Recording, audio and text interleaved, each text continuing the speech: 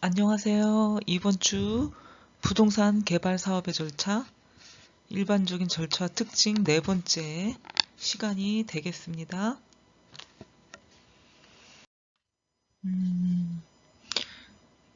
일반적인 절차와 특징에서 사업 계획서 작성을 먼저 보도록 하겠습니다. 개발 사업의 어떤 유형과 규모, 추진 방법, 사업성 분석 이런 것들이 끝나면 사업을 할 건지 안 할 건지 사업 추진 여부가 결정이 나요. 그래서 사업 추진 여부가 결정이 나면 종합적인 사업 계획에 실천할 계획이 필요해요. 실천 계획이 필요합니다. 그래서 사업 계획서 작성 방법에서는 이 사업이 할 건지 말 건지가 결정이 나면 사업 계획 실천 계획이 필요하게 돼서 사업 계획서를 작성하고 사업에 참여하는 이외의 관계자, 대관 업무를 집행해야 되기 때문에 이것에 대한 종합적인 계획서 작성이 또 필수적이라고 할 수가 있겠죠. 사업 계획서는 지금까지 과정을 종합하고요. 그걸 작성하고 향후 추진해야 될 그 구체적인 사업 내용과 과정을 정형화시키는 거죠. 그래서 사업 계획의 작성은 사업 추진 계획을 세부적으로 명시하는 계획이고 사업 유형에 따라서 다르긴 하지만 크게 내부용과 인허가용으로 작성할 수가 있습니다. 그럼 내부용과 인허가용은 어떻게 작성하는지 한번 보도록 하겠습니다. 내부용은 사업 추진을 위한 행동 지침과 구체적인 추진 방안 수립 등을 반영하는데 사업 내용이나 규모, 추진 방법, 소요 예산, 자금 조달, 투입 규모와 시기, 마케팅 계획, 인력 계획 등 전반적인 내용을 구체적으로 평가하여 참여하는 모든 이해 관계자들이 쉽게 이해하고 응용할 수 있도록 작성을 해야 합니다. 그래서 요 내부용은 이렇게 쉽게 이해하기 쉽게 작성하는 게 관건이 될 수가 있겠고요. 그 외부용은 인허가를 내는데 필요한 거거든요. 그래서 인허가용이라고 하는데 주로 대관용으로 사용되고 일정한 양식과 부속 서류가 첨부되어야 합니다. 그래서 어떤 게 들어가야 하냐면 도면, 관계 서류 등 인허가 절차상 필요한 서류의 유형과 양식이 첨부가 되어야 합니다. 사업 계획서 작성 방법에서 외부용과 내부용이 있다고 했는데 이 두 가지 유형의 사업 계획서는 서로 동일할 수도 있고 그렇지 않을 수도 있다. 그 내부용으로 작성하는 경우에는 사업 계획서를 인허가 준비용으로 작성하는 경우에는 반드시 그 내용을 달리한다. 내부용과 인허가용으로 작성하는 경우는 그 내용이 달라진다. 인허가용일 경우에는 세밀하게 관계 서류를 작성을 하고요. 주어진 양식에 충실해야 되고 내부용일 경우는 양식보다는 그 내용을 구체적으로 작성해서 실제로 모든 행동과 사업 추진의 지침서가 돼야 된다. 해서 내용을 구체적으로 작성하는 것이 내부용이 되고요. 인허가용은 양식과 규격을 맞춰야 될 필요가 있다. 사업 계획서가 완성되면 이 사업 계획서를 가지고 사업 추진을 행동으로 옮겨야 되고요. 첫 번째는 관계 이해 당사자의 사업 계획서 협의 과정이 필요합니다. 그 협의 과정은 토지주, 투자자, 관계 종사자, 건설회사, 인허가 기관 등이 하는 것이 되겠고요. 협의 과정을요. 그 다음에 토지주와 관계는 사업계획서 내용에 의한 토지가격 협상 또는 지주 공동일 경우에는 토지 개발에 따른 과정 및 결과에 대한 이해 제공과 참여 방법 등을 제공하여서 개발 방향을 확정 짓습니다. 투자자의 경우에는 사업 계획서가 중요하다. 투자자들은 사업 계획서에 나온 걸 보고 투자를 할까 말까 결정하기 때문에 투자자를 위해서 투자에 대한 투자 효과를 알리고 자금을 유치할 수 있기 때문에 사업 계획을 성실히 알려줄 필요가 있습니다. 또한 그 사업의 성패는 투자자 유치 여부에 달려 있고 그 투자자 유치 여부의 성패는 사업 계획에 달려 있다. 사업 계획은 사업 계획서에 달려 있다라고 볼 수가 있습니다. 개발 사업에서 투자자가 없으면 큰 프로젝트를 할 수가 없어요.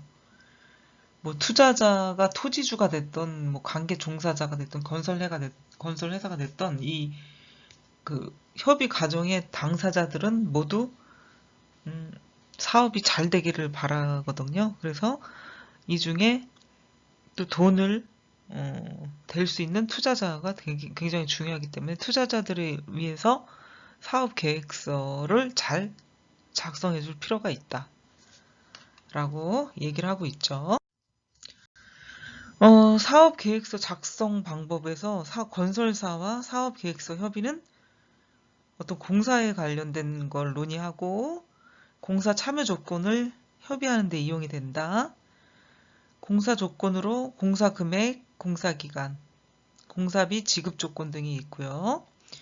예전에 그 건설사가 개발업자에게 토지비를 대하는 경우가 많았는데 요즘에는 사업 계획의 여하에 따라서 건설사로부터 자금 지원을 받기도 하고요.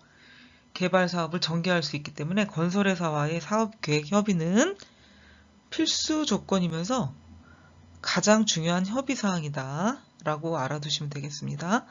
관계 종사자는 주주, 종업원이 있고 이들은 사업계획서를 숙지하고 어떤 사업 방향을 이해해야 돼요. 왜 그러냐? 그 사업이 실패하지 않기 위해서죠. 그래서 사업계획서를 활동 지침으로 이해하고 있어야 된다. 그리고 또 인허가가 원활하게 진행이 돼야 되기 때문에 인허가 기관과의 관계에서 사업계획서는 관계 기관이 요구하는 어떤 양식과 절차에 의해서 작성이 되어져야 되고요. 이들 관계 기관에 접수를 함으로 인해서 인허가 과정이 시작이 된다고 할 수 있겠습니다. 그래서 인허가가 시작되는 과정까지가 사업계획서 작성 단계가 되겠고요. 설계, 인허가, 시공, 준공을 보도록 하겠습니다. 어떤 그 사업 프로젝트 개발 사업이 확정이 되면 구체적인 개발 프로그램을 실현시키기 위해서 우선 도면상에 건설 계획을 그려내는 것이 필요하고요. 이런 게 바로 설계라고 하죠. 설계. 첫 번째 과정이죠. 그래서 가설계가 있고요. 회기 설계가 있고 사업계획이 있는데 가설계나 회기 설계는 사업계획 확정 전에 행하는 것이고요. 기본 설계는 사업계획 확정 후에 인허가를 위해서 하는 것입니다. 그리고 실시 설계는 인허가 후에 실제 건설을 위해 행하는 설계다 라고 볼 수가 있겠습니다. 이렇게 이제 사업 계획이 확정이 되면은 이 설계는 기본 설계와 실시 설계인데 특히나 그 기본 설계는 인허가를 받기 위한 설계이고요. 구체적인 법적 규제 사항을 정확히 반영을 해야 합니다. 인허가는 그 토지와 관련 인허가, 건축 관련 인허가, 사업 관련 인허가, 영업 관련 인허가 등 크게 그 4가지 유형으로 구분 지을 수가 있습니다. 그래서 인허가의 그 4가지 유형을 한번 보면, 토지 관련 인허가는 토지개발사업과 직접 관련이 되는 것인데, 국토의 계획 및 이용에 관한 법률, 국계법이라고 보통 얘기를 하고요. 또 우리가 토지는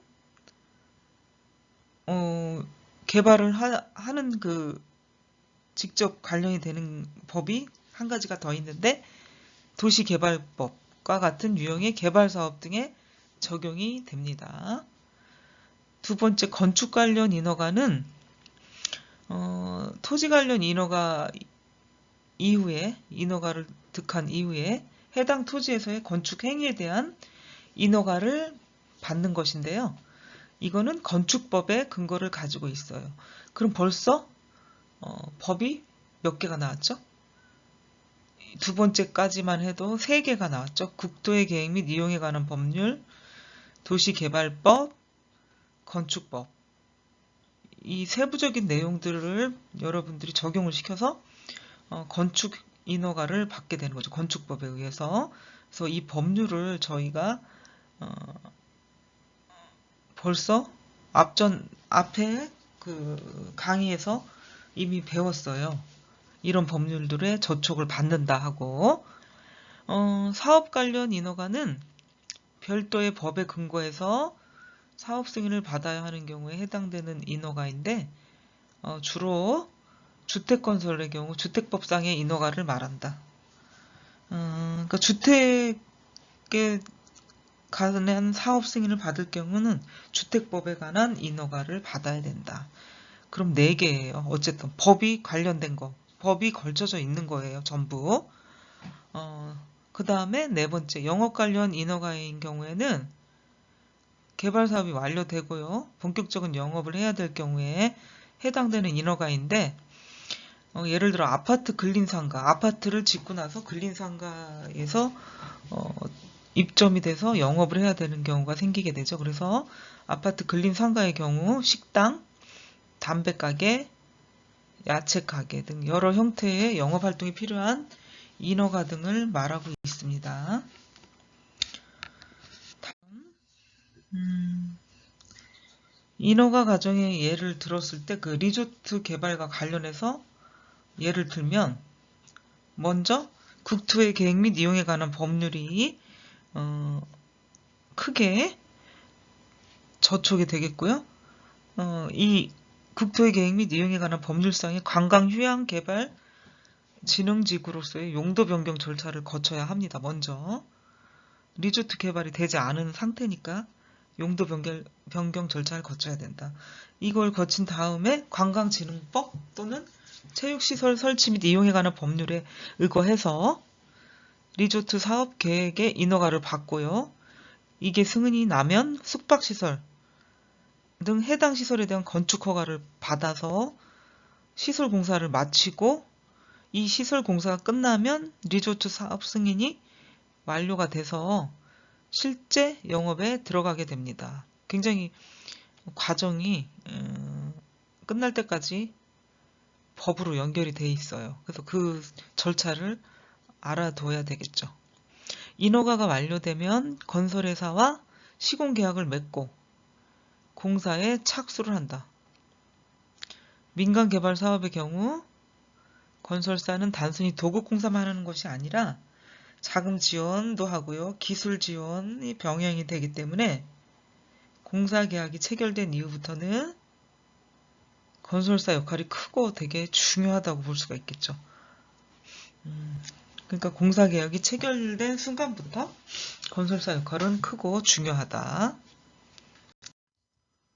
건설사와 공사 협의 및 계약이 무척 중요한 의미를 갖게 되고요.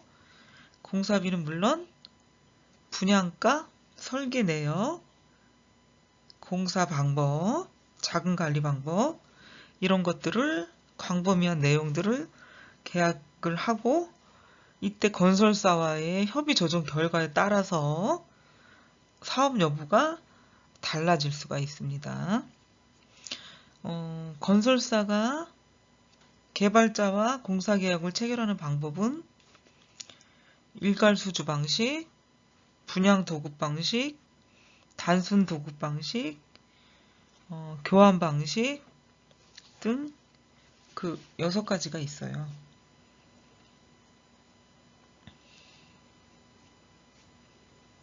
그러면 그 건설사가 공사계약을 체결하는 방법을 한번 다시 보도록 하겠습니다. 설계 인허가에서 시공, 준공까지 관계에서 계약 유형을 볼게. 건설사와 시행사의 건설 계약 유형, 공사 계약 유형을 보도록 하겠습니다. 계약 유형은 일괄 수주 방식, 분양 도급 방식, 단순 도급 방식, 교환 방식이 있어요. 그럼 일괄 수주 방식은 턴키 방식이라고 하거든요. 턴키 베이스 메스드인데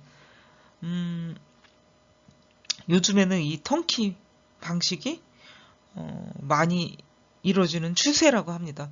뭐 많이 이루어진 건 아니고 많이 이루어지는 추세. 그러면 일괄 수주 방식이 턴키인데 내용을 보면 토지주가 토지를 공급한 건설업체가 있을 거 아니에요. 그래서 그 건설업체에게 모든 걸 일괄하는 거죠. 토지만 제공을 하고. 그래서 건설업체가 인허가 및 시공, 분양을 책임지고요. 토지주에게 토지비 및 적정 이윤을 지급하는 방식이다. 토지주는 땅만 대고 나머지는 건설사가 모두 맡아서 처리하는 방식이 턴키다. 일괄 수주 방식이다. 지주 공동 사업이 될 수가 있고요. 분양 도급 방식은 민간 개발 사업의 대표적 유형인데 토지주가 건축 허가를 얻은 후에 건설회사에서 공사계약을 맺고 건설사는 공사 금액을 분양 수익금으로 충당하는 방식이죠. 대부분 지금까지의 개발 사업이 이렇게 이 분양 도급 방식으로 이루어졌다고 할 수가 있겠지요. 그래서 뭐 장단점도 많았지만 대부분 이런 방식으로 이제 해왔다. 우리나라는. 그리고 단순 도급 방식은 공공개발 사업의 대표적 유형이다. 이거는 토지주가 건축 허가를 받고 공사계약을 건설회사와 맺어요. 그리고 공사 진척도에 따라서 공사비를 지급하는 방식이다. 이거는 이제 공공개발 사업의 대표적 유형이라고 볼 수가 있겠습니다. 교환 방식은 토지주가 건설사와 공사계약을 맺을 때 공사대금을 건물이 완공되면 완공된 건물 중 일부를 공사비 대가로 지급하는 방식이다. 지분제 재건축사인데 지분제나 뭐 재건축사 이런 건데 사실은 대부분 시행사나 뭐 시공사는 여기 그러니까 시행사죠. 공사비 대신 그 완공된 건물을 받아오는 경우가 생기죠.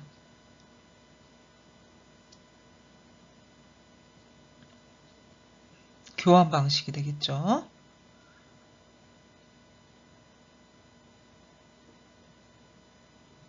토지주가 공사 계약을 맺을 때 공사 대금이 공사비 대가로 건물 중 일부를 지급하는 방식이다. 그래서 공사 계약 유형은 일괄 수주 방식, 분양 도급 방식, 단순 도급 방식, 교환 방식이 있다. 일괄 수주 방식은 요즘 점점 계약 체결이 많아지는 추세예요. 턴키 방식이라고 하고 그동안에 해왔던 거는 분양 도급 방식이다. 단순 도급 방식은 일의 진척도에 따라 공사비를 지급하는 거. 교환 방식은 공사비 대신 완성된 건물로 가져가는 방식이죠. 네. 이렇게 4가지를 공사계약 유형으로 봐왔고요. 전세는 일정한 금액의 보증금을 한꺼번에 예치를 하고요. 일정 기간 동안 임대 사용하다가 임대 계약이 완료되면은 이 보증금을 돌려주는 형태가 대부분 전세이다. 보통 분양이나 매매가의 40에서 70%에 해당되는 금액이 전세금이 됩니다. 우리나라는 전세금의 비율이 높을수록 향후 가격 상승 확률이 높은 게 일반적이고요. 계약 완료 후에 되돌려받을 수 있다는 장점이 있어요. 근데 반면에 초기에 많은 금액이 필요하다는 단점도 있습니다. 월세는 전세금을 그 이자 정도의 금액에 월 단위로 환산해서 지불을 받는 방법인데 매월 일정 금액이 건물 집주인에게 지불이 돼요.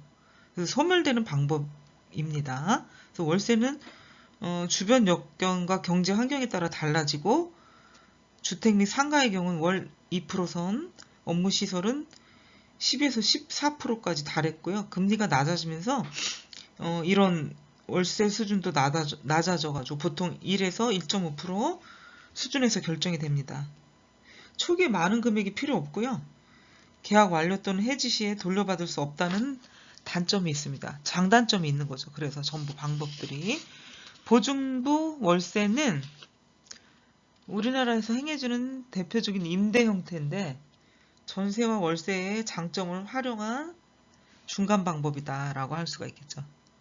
일정한 전세금을 보증금으로 하여서 계약 완료 또는 해지 시 되돌려 받을 수 있도록 하고요. 일정 금액의 월세를 매달 지불받음으로 인해 가지고요.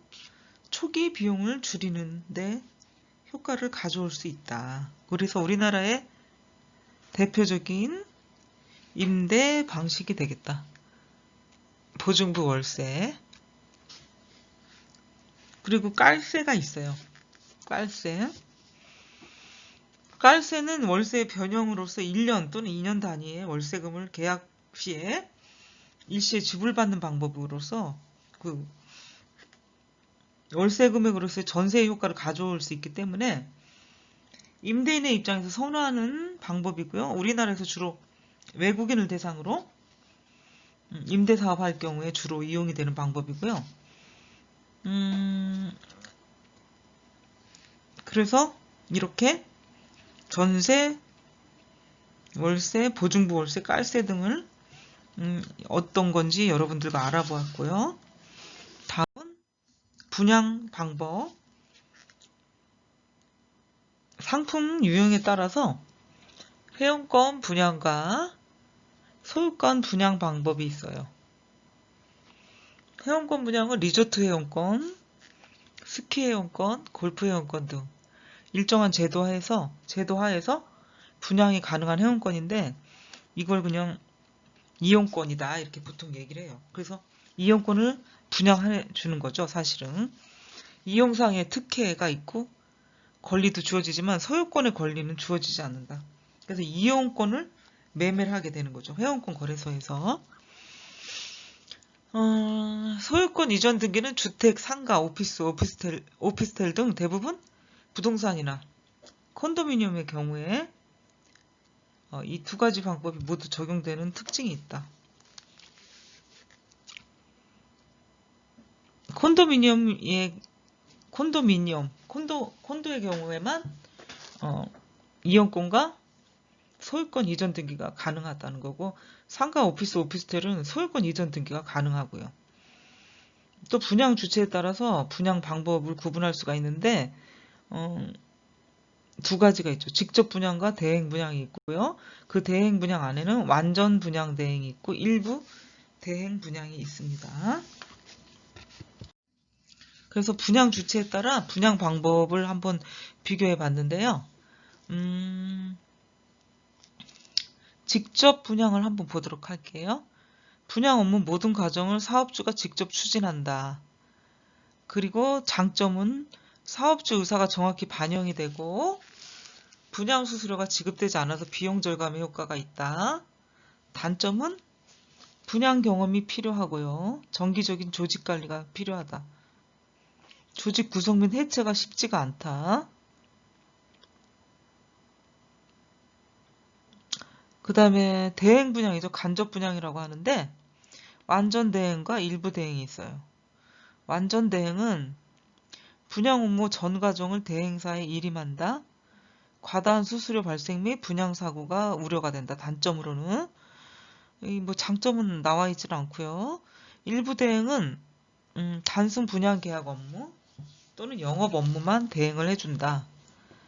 장점은 분양 계약 체결이 높아지고 단점은 사업주의 기획 의도와 불일치할 수가 있고요. 책임의식 결여에 따라서 분양 사고도 날 수가 있다.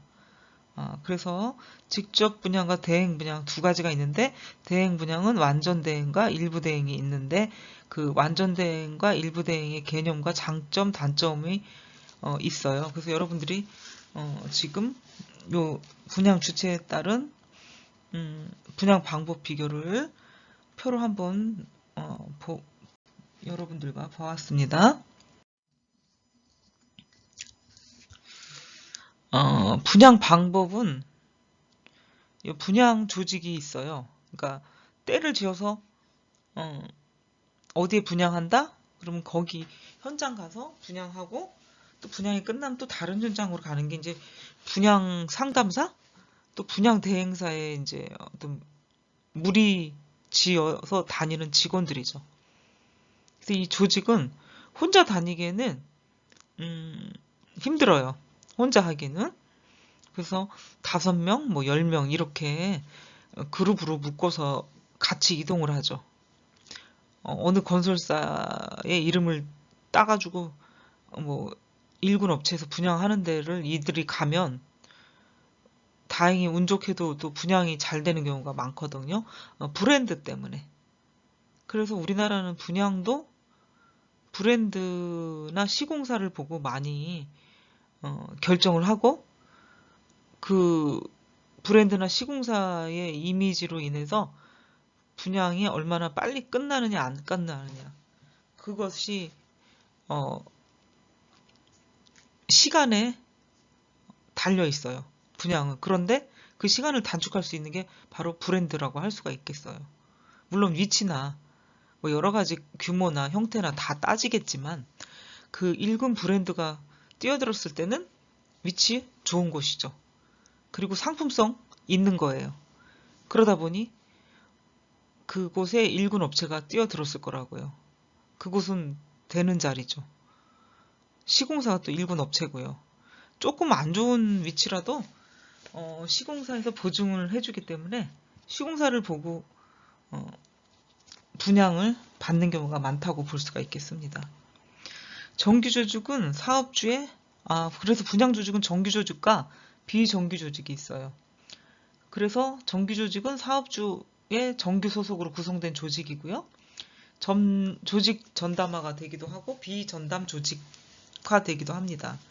비전담 조직화는 분양이 진행될 때에는 분양 조직으로 편성이 되다가 분양이 없을 때는 다른 업무를 수행하는 형태이기도 하고요. 비정규 조직은 분양 시에만 조직화되는 것으로 다양하게 구성이 됩니다. 어떤 특수한 목적을 가지고 조직화되는데 정기 조직과의 조화를 통해서 목표 달성을 극대화시킨다.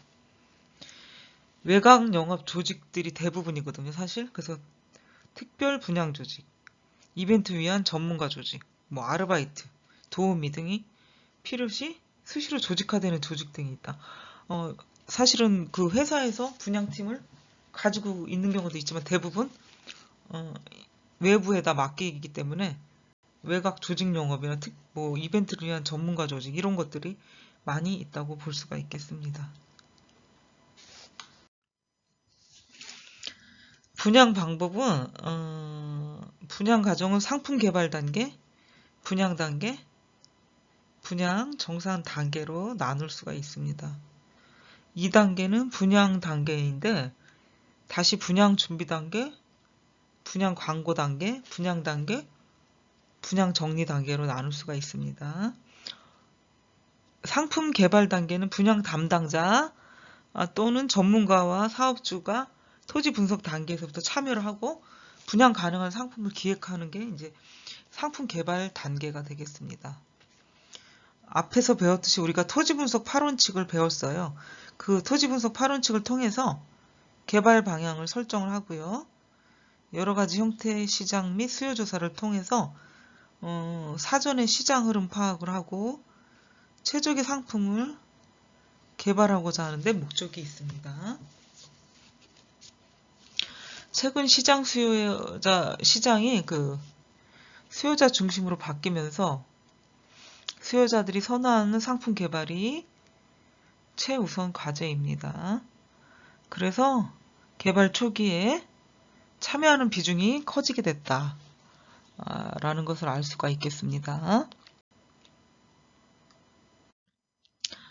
분양 방법으로는 사업주를 대신하는 분양 담당자가 설계 시부터 깊이 관련을 해서 상품 개발 과정을 직접 진두지휘하는 경향이 점차 확대가 되고 있다. 그래야지 어떻게 해요? 분양하기가 편해지죠.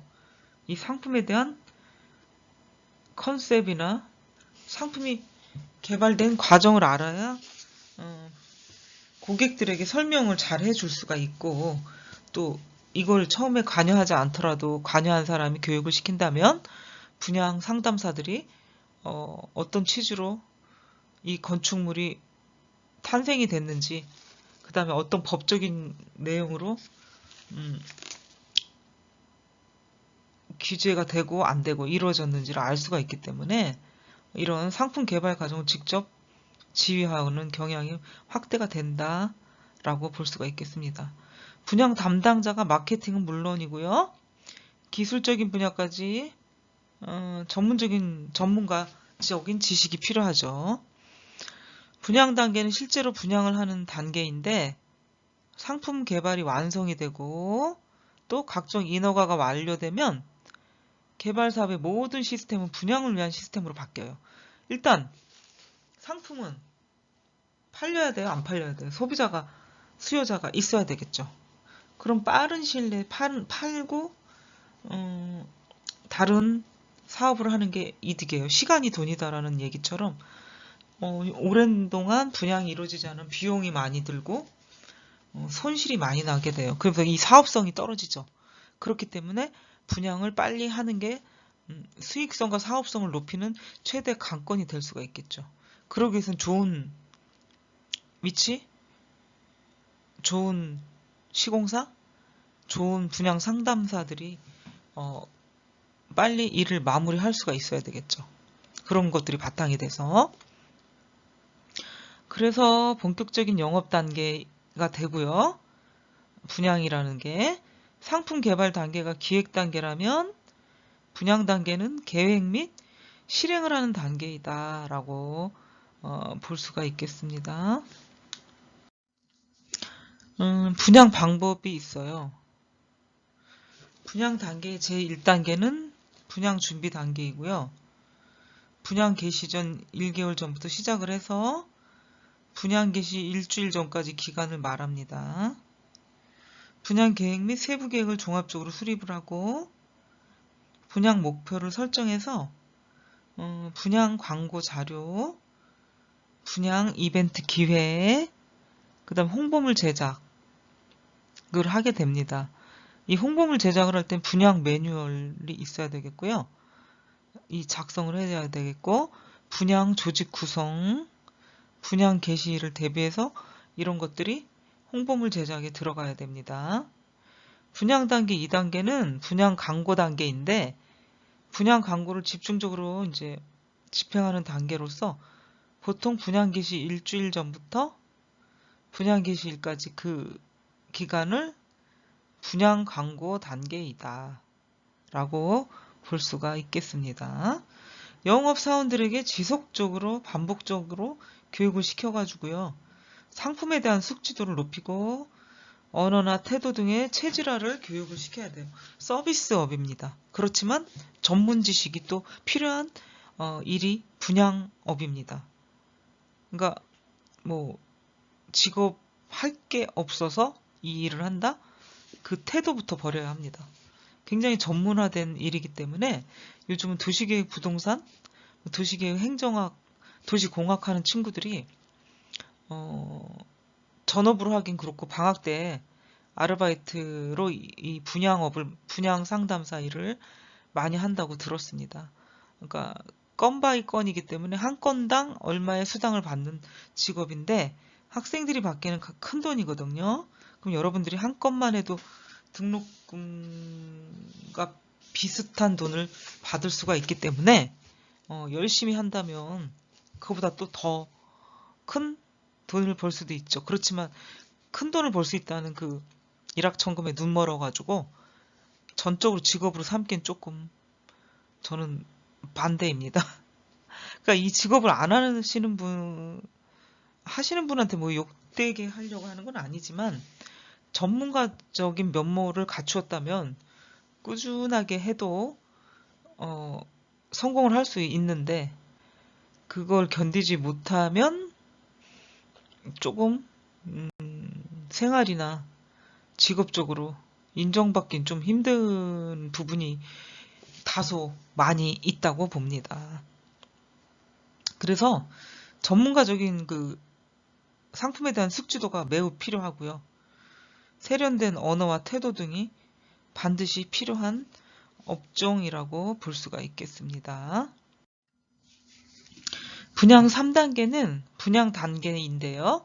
본격적인 분양 시기, 분양 개시일부터 분양 후 3개월이 경과된 시점까지의 기간이 여기에 속한다. 영업활동이 본격적으로 이루어지고요. 모델하우스 오픈이 시작이 되면서 거기에 따른 각종 이벤트가 시작이 됩니다.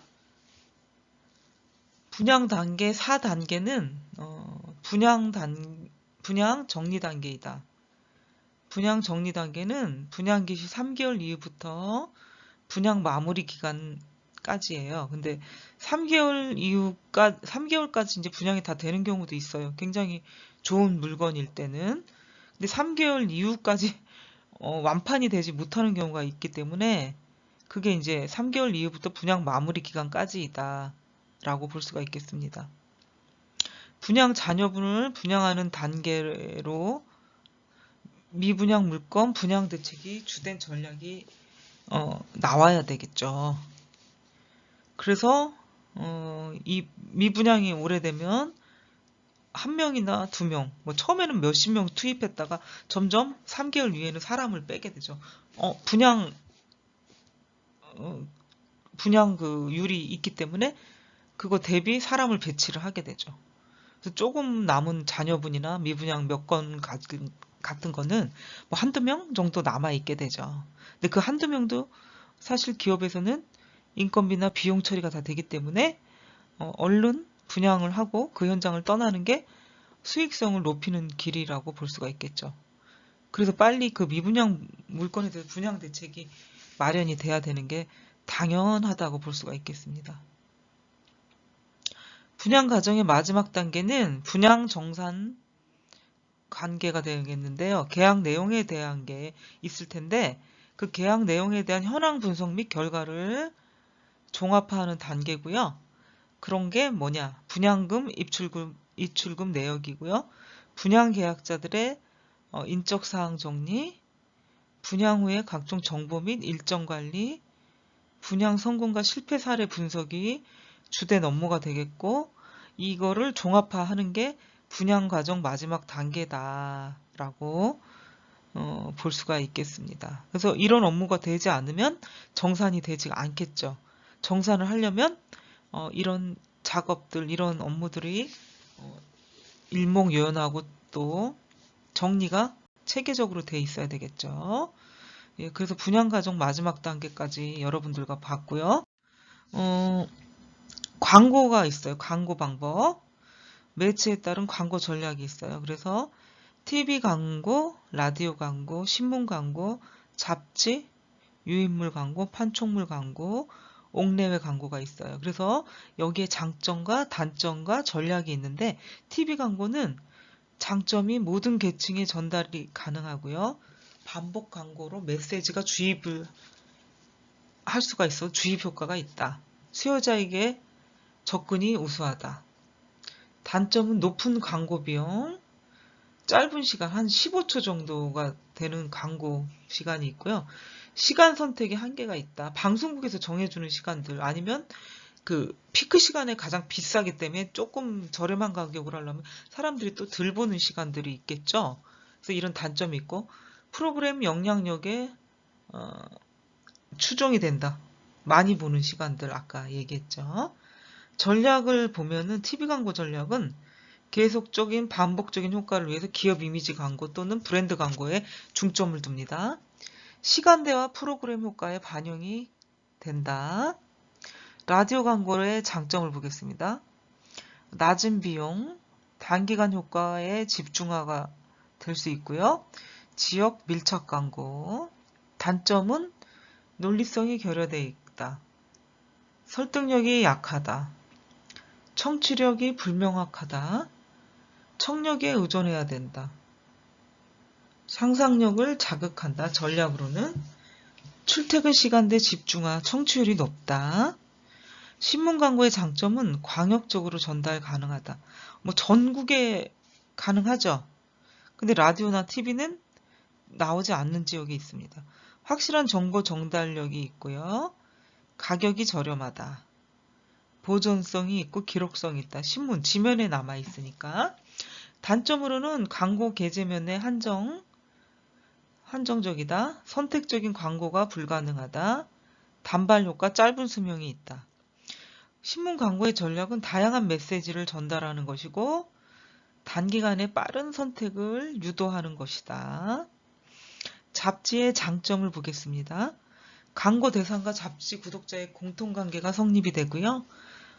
회동률이 높다. 계층 차별화가 가능하다. 단점으로는 발행 기간이 장기이므로 단기 집중력이 부족하다. 광고 지면에 한계가 있다. 잡지의 전략은 구체적이고 직접적인 표현이 필요할 때 잡지에다가 광고를 하게 된다. 유인물 광고를 보도록 하겠습니다. 유인물 광고의 장점은 원하는 지역에 집중하고요. 낮은 비용이 가능합니다. 단기 집중화가 가능하고요. 단점은 광고 집중력이 떨어진다. 주의력이 낮다. 전략, 순간적인 표현력으로 시선을 잡을 수 있도록 광고 문안을 작성한다. 판촉물 광고의 장점은요. 낮은 비용, 가능성 높은 고객에게만 집중을 한다. 단점은 표현의 한계가 있고 판촉물 광고의 전략은 광고 초점을 명확히 하고 전달 의도만 가시화한다. 옥내외 광고의 장점을 보겠습니다. 장기화가 가능하다. 밖에 이렇게 간판 같은 거죠. 그 다음에 뭐 건물 위에 붙어 있는 대형 화면들, 시각 효과가 우수하다. 단점은 단기 변경이 어렵고요. 표현의 한계가 있다. 옥내외 광고의 전략은 기업 이미지 광고, 브랜드 광고 위주가 되겠습니다. 그래서 매체에 따른 광고 전략을 여러분들과 표로 만나보았습니다. 부동산 개발 사업의 절차에서 마지막 그 사업 정산 방법, 입주가 완료되고 사업이 종료가 되면서 개발 프로젝트를 마무리하는 단계이다. 사업 손익이 분명해지니까 정산이 반드시 필요하고요. 처음 참가했던 이해관계자들과 정해진 계약 내용에 의해서 이를 분산 정리하는 단계가 되고요. 부동산 개발 프로젝트가 완성하고 종료되는 시기가 되겠습니다. 사업정사는 개발 이익을 추정해서 확정하되 정해진 약정대로 토지주, 개발자, 투자자, 건설사, 주주, 기타 이해관계자와의 이익 배분이 이루어지는 게 정산 과정이다.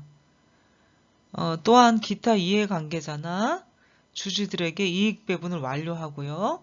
이를 세무서에 신고해서 세금을 납부하면 최종적으로 프로젝트는 종료하게 됩니다. 그래서 이 프로젝트는 세무서 신고를 한다는 건 세무사나 회계사의 도움이 반드시 전문가 도움이 필요하다라는 걸 여러분들도 알 수가 있겠죠. 그래서 부동산 개발 사업의 절차 중에 마지막 단계인 사업 정산 단계에 손익을 따져서 여기 참가자들에게 모두 이익 배분이 이루어지게 하고요. 세금 신고로 마무리를 하는 게 부동산 개발 사업의 절차의 마지막 단계인 사업 정산 단계입니다. 그래서 오늘은 부동산 개발 사업의 절차, 일반적인 절차인 마지막 단계 사업 정산 방법까지 여러분들과 수업을 해보았고요. 이제 부동산 개발 사업의 절차는 오늘까지 강의를 하고 다음 주부터는 다른 챕터 강의를 하도록 하겠습니다. 여러분 강의 듣느라 수고하셨습니다. 다음 주에 만나요. 안녕.